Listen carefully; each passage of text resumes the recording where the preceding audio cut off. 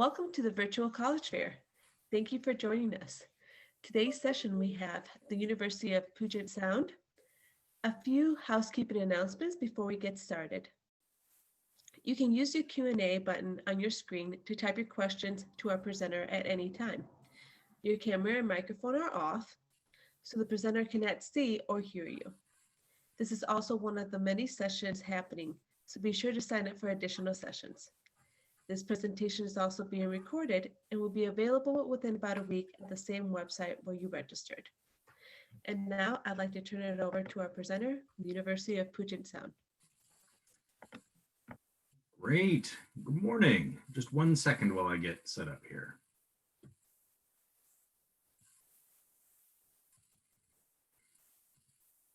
Okay, everybody should be able to see me in a little window and the University of Puget Sound logo with our beautiful School of Music and some students sitting on the lawn on a sunny day, if I've done this correctly. Again, my name is Robin Eidgen. I'm Director of Student Recruitment at University of Puget Sound. Welcome to our session for CTCL. If you well, you're already muted. If you haven't noticed, it's just me today, so I won't be able to answer your questions live in the Q&A. However, do go ahead and put them in the Q&A. After I'm done speaking, I'll answer as many of those as possible, and I'll also provide you with my contact information in case you'd like to follow up with me individually. Today, I'll talk for about 20 to 25 minutes about Puget Sound's campus and the experience we offer our students. I also want to highlight that there's lots of resources for you online to keep exploring. We offer a virtual tour, individual meetings with an admission counselor. We have an outstanding podcast. You can actually get a virtual lunch with a current student at Puget Sound and talk about some of the dining options and the student experience. This coming Saturday at 11 a.m. Pacific time, we actually have a 90-minute major recruitment event that you can join. You can find all that information and more on our website at www.pugetsound.edu/visit.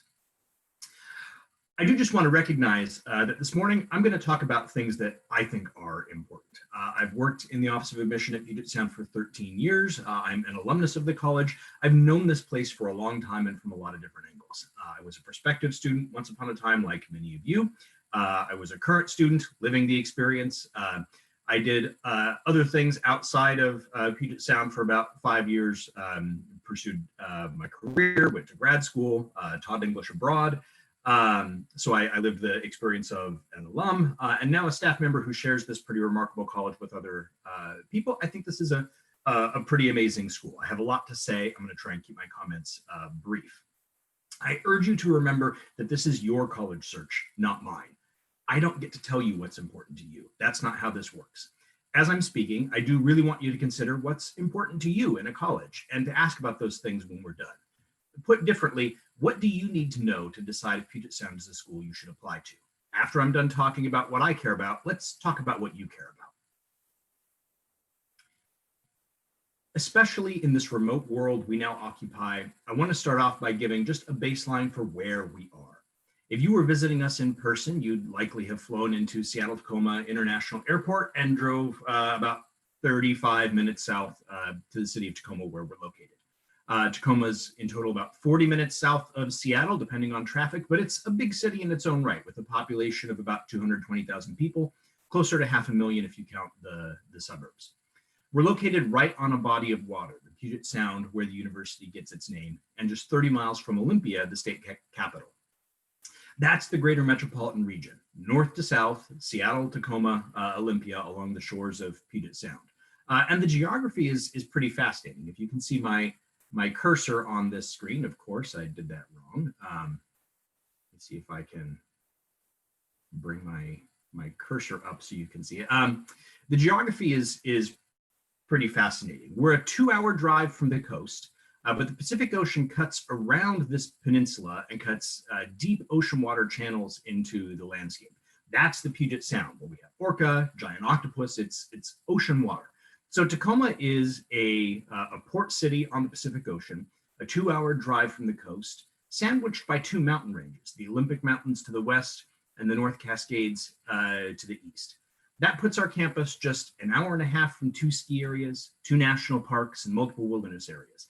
It's that urban living near the water with easy access to outdoor adventure that brings so many people, not just to our campus or to Tacoma, but to the greater Pacific Northwest. Tacoma is very much a city of neighborhoods, and our campus is located in Tacoma's north end. The north end is a residential neighborhood. Our campus is surrounded by single-family homes where many juniors and seniors live. We do have a 2-year residency requirement at Puget Sound. And it also has 2 separate business districts that are an easy walk from campus. And when I say easy walk, I'm talking about a 10-block radius. For the better part of 20 years, I lived in that 10-block radius from campus. It is a very walkable, very safe, beautiful neighborhood. It's a historic neighborhood, so big trees, old homes, nice views of the water. To the northwest of campus is the Proctor district with restaurants, coffee shops, a couple of grocery stores, yoga studios, an independent movie theater, a bowling alley, this farmer's market on Saturday mornings. 15 minutes in the opposite direction is 6th Avenue, which features an eclectic mix of restaurants, coffee shops, record stores, boutiques, bookstores. Its farmer's market is on Tuesday evenings. It's also very near to campus. And we're about a 20-minute walk to the waterfront from campus. When you branch out beyond our immediate neighborhood, you can also easily bike or take the bus to Point Defiance, one of the biggest urban parks in the US, and downtown Tacoma, where we have a theater district and a museum district and pretty major cultural amenities for a city of our size. There's a pretty vibrant independent art scene going on in Tacoma. Our campus is 97 acres. That is probably the single most useless statistic I can quote to you today. Campus is a rectangle. You can walk from corner to corner in 15 to 20 minutes, depending on how quickly you walk. That, I think, probably gives you a better sense for our size. Most of the buildings are a short walk from one building to another. So from a residence hall to the diner to class, you're probably not talking more than a 5-minute walk between any of those 2 points. The Tudor Gothic architecture, which you see here in one of our newest buildings, is consistent with our oldest buildings, makes it feel like a very traditional college campus. And Princeton Review has multiple times named us among the most beautiful college campuses in America. I'd also like to point out that there aren't any roads through our central campus. So it does really feel like a contained unit, despite the fact that we're in a neighborhood. Our physical space is very much a reflection of our values as a community. As a liberal arts college, we really focus on involvement and on a well-rounded experience inside and outside the classroom. Making sure that students are connecting and learning from their peers and are engaging with our campus beyond getting the credits required for a degree, these things are important to us. To that end, we ask all of our students to live on campus for at least their first 2 years to really provide a strong foundation, but many students will live on campus for all 4 years. This is one of the rooms in our first year residence hall. This is from Register Hall. You're seeing the standard furniture that we issue to all of our dorms. So we have extra long twin beds, desks, wardrobes, the microwave and fridge you can rent from student government. I should note that Register actually has some of the smaller rooms on campus. So the other options tend to only be bigger than what you're seeing now. In your second year, we have a number of different choices for housing on campus. You might live in a single room in a suite that's set up a little more like an apartment. Or in one of the single family homes that the university owns right on campus, where 4 to 7 students can live in a house with a combination of single and double rooms, full kitchen, living area. It's a great way to have that on campus living experience, but live more independently. In addition to the residential requirements, a big part of that tight-knit community comes from the fact that we're small. You're seeing here a bunch of statistics about Puget Sound. I think this really highlights how much there is to say about Puget Sound that I won't be able to cover in depth today. We've been named a top producer of Peace Corps volunteers. We've also been named a top producer of recipients of Fulbright scholarships. We have 23 Division III varsity sports teams, making us the largest athletics program in our conference, and we have a new athletics and aquatic center to boot. We've approved over 100 study abroad programs in more than 40 countries on 6 continents. Unless you want to go to Antarctica, there are really amazing opportunities to study abroad at Puget Sound here. Like I said, there's too much to say. I do really want to highlight that our average class size is 17. We have about 2,400 undergraduates with an 11-to-1 student-to-faculty ratio. This means you really do get to know your classmates and your professors. When we talk about small class sizes, we often talk about the benefits to extroverts, but I think one of the biggest pluses of a small class is that even if you're not someone who learns by talking, your professors will still get to know you and can still advise you really, really well. The fact that we're small does not mean that we are limited. We teach more than 1,200 classes each year and have more than 50 major areas of study. We ask all of our students to build breadth through our core curriculum, a series of 8 classes you take outside of your major. We also really push students to put their learning to work outside the classroom. I'll talk about that in just a moment. I do want to highlight, though, that as we are in many ways a very traditional liberal arts college in how we are set up. But in our program, you find something that really, I think, distinguishes us. We have more that we offer academically, and we make it really accessible to students. So we have a conservatory caliber school of music at Puget Sound, offering degrees in composition, performance, education, business, Bachelor of Arts degree in music. We have specific instructors in every instrument and vocal part. We send students on to top graduate programs for composition and musicology and performance around the world. We have a full array of audition level touring ensembles for instrumentalists and vocalists, serious musical study available at the School of Music. But this is not a place where we have the School of Music and the Liberal Arts College and students sort of do one or the other. This is a place where our music performance majors are still here for that liberal arts experience, and where students who major in biology or economics can be in all the audition level ensembles. They can take lessons. They can even get music scholarships without majoring in music. So real opportunities for students. I don't think this is a place, or let me put it more strongly, this is not a place where you're going to be told, well, you're majoring in this, so you really can't do that. That kind of thinking runs totally contrary to the grain here. We don't let students declare a major before they arrive on our campus. We want you to explore. We want you to discover interests and talents you didn't know you had. That's part of our offering. We have a School of Business at Puget Sound. Really uncommon to find business at a liberal arts college because business is not a liberal art. As a professional program, most schools like us won't teach it, which is fine. Philosophically, I don't begrudge anybody that position. But our argument is that as a liberal arts college, whether you major in music performance or biochemistry, we're trying to teach you to think critically, to problem solve creatively, to write, to argue, to analyze, to communicate, and to lead. And it turns out those are really essential core skills for a successful career in business. Now, we don't offer narrow and specific business degrees. We offer general business administration, international business, and business leadership, degrees that are designed to be adaptable and to allow you to pursue multiple different careers over your lifetime. But like the School of Music, this isn't a place where we have the liberal arts college and the business school and the business majors hang out in that concrete building from the 1980s and they do their own thing intellectually and socially.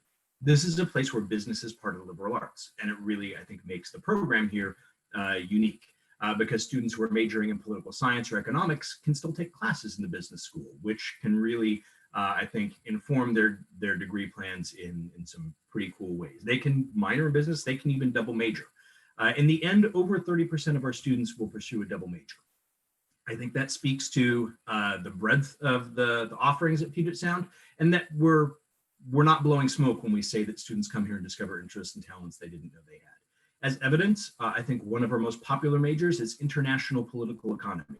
Most students in high school that I speak with don't know that international political economy is something that you can major in college. But this degree plan really looks at how political and economic forces are in tension with each other internationally and set students up for a wide range of careers after graduation. It's a pretty amazing program that most folks don't discover until they get here. So that's real for us. We offer neuroscience, we offer bioethics, we have exercise science, we offer full majors in Japanese, Chinese, and East Asian languages.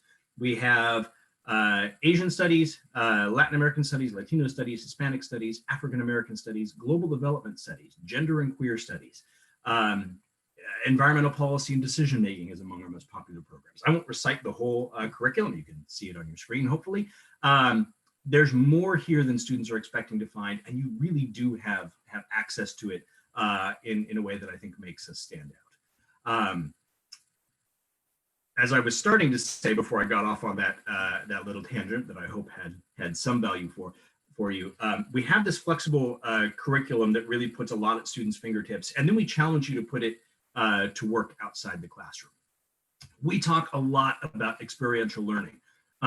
which is, as far as I'm concerned, a fairly bland academic phrase that describes a really, really powerful tool for our students. It's learning by doing, or hands-on learning opportunities. All the learning you're doing outside the classroom that helps you to put practice to the theory that you get in class.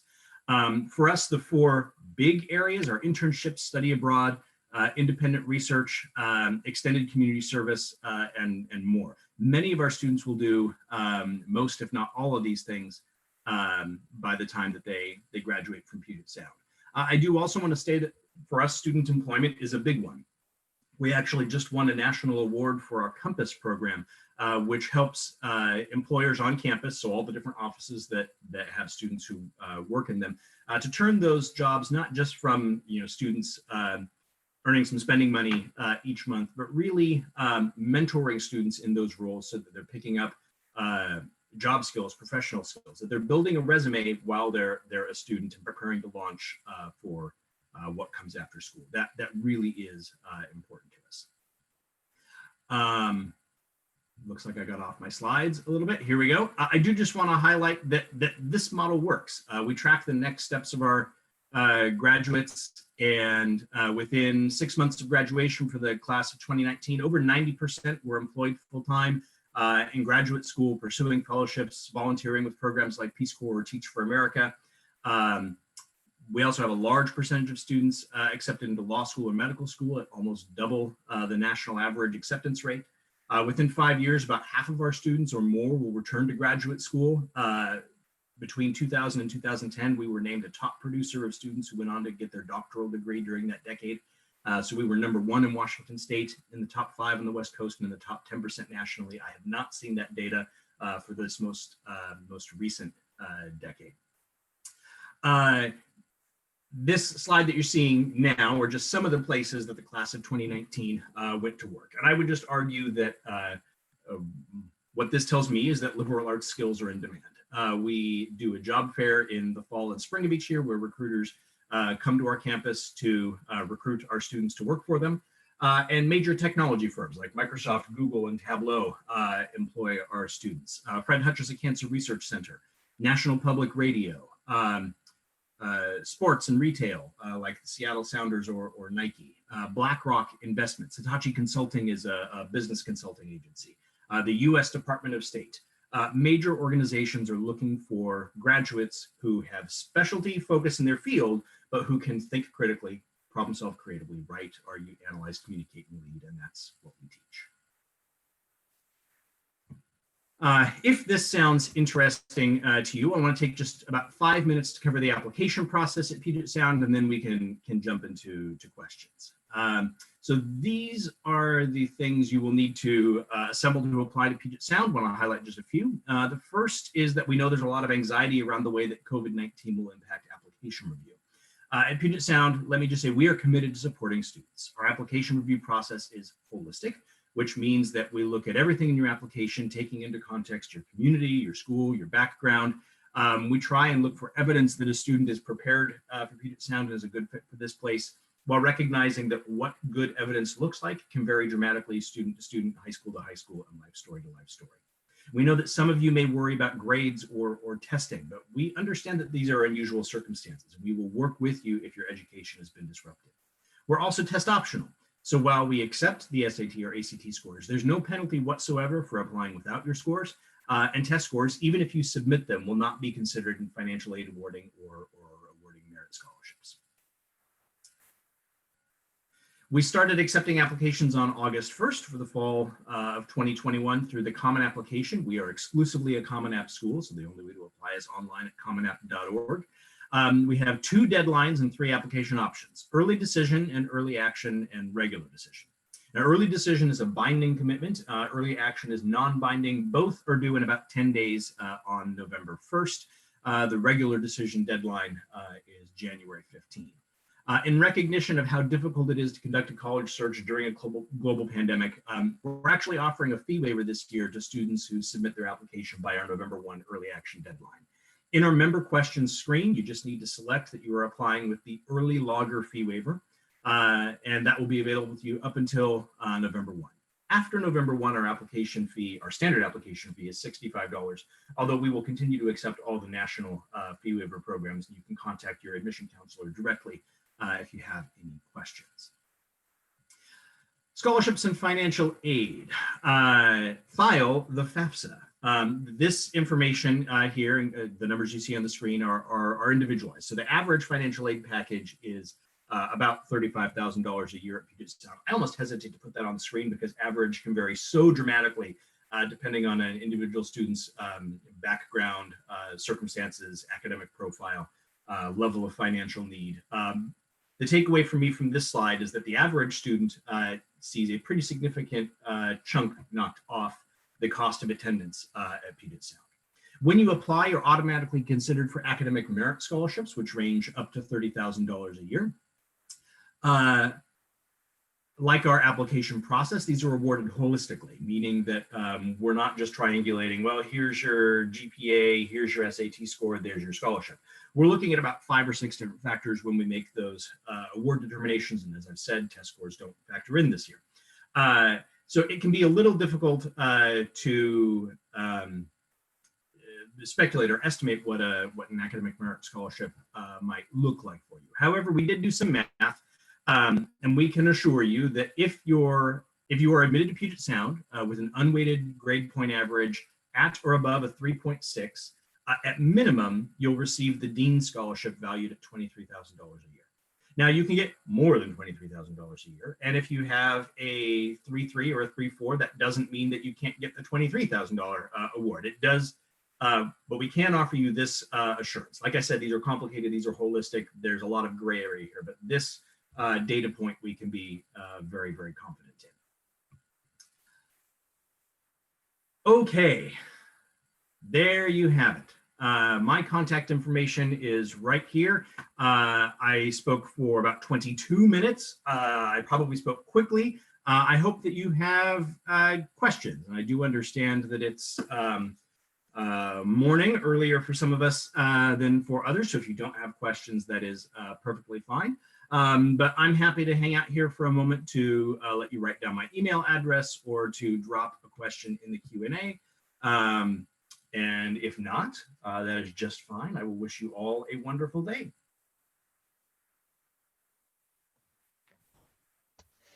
Thank you so much, Robin. I know students love to hear about, some of the traditions that happen on the college campus, and you, having graduated from Puget Sound, what is your favorite tradition? Great question. There are a few. When we were first building our campus, some students found, so our mascot is the loggers. I didn't cover that in the presentation. Tacoma, being a port city, was also selected as the terminus for the Northern Pacific Railroad. So shipping domestically and internationally has always been the economic driver of our community. And in the 19th century, when we were founded in early 20th century, lumber was really the dominant economic driver of the Pacific Northwest, or one of the more significant ones. So we're the loggers. And when our campus was being built, students found a carpenter's hatchet as they were tearing down one of the buildings. Graduating classes have been welding or carving their class year onto that hatchet for over 100 years now. And one of the fun traditions is that alumni will steal the hatchet. And so the hatchet might disappear for 1, 3, 5, 8 years, and then mysteriously return to our campus. And in a weird, non-linear way, that symbol really does, I think, call a lot of alumni home to Puget Sound. We have a big festival on campus at the end of the first week of class called Log Jam that really draws all the students, faculty, staff, and a lot of alumni back to campus. It's one half community celebration, one half activities fair to get students involved. We have a luau on our campus each spring for our family weekend, because about 5% of our students historically have come from Hawaii. Last spring, had it not been canceled due to COVID, that would have been our 50th anniversary luau. So we've been doing that for quite some time. There are many other traditions, but those are some that I hope you will take away as somewhat idiosyncratic to Puget Sound. Yes, no, those sound great and very interesting as well. And it's great how you're bringing in the community from the alumni and the current students, and in that, um, not a rivalry, but just the camaraderie, of stealing the the item. Yeah. Yes. I remember the last time it disappeared. I think it disappeared for 8 years. And when the university got it back at our homecoming football game, the mascot actually rappelled from the roof of the stadium and delivered the hatchet back to the president. So it was quite a moment. Absolutely. Well, again, if you have any questions, please, drop them in the Q&A. I just want to thank Robin for his time and being able to provide insightful information on the admissions process and just the institution as a whole. As you close your window, there will be a link to a very quick 4-question survey. We'd appreciate any feedback you can provide. And also, this was just one of the many sessions that are being hosted, so be sure to sign up for additional sessions. And in about a week, you'll be able to find this recording as well as any other recordings that any other sessions that you've attended at the same website where you've registered. So thank you again for joining us, and thank you, Robin, for presenting. Thank you, Annabelle. Have a great day, everybody.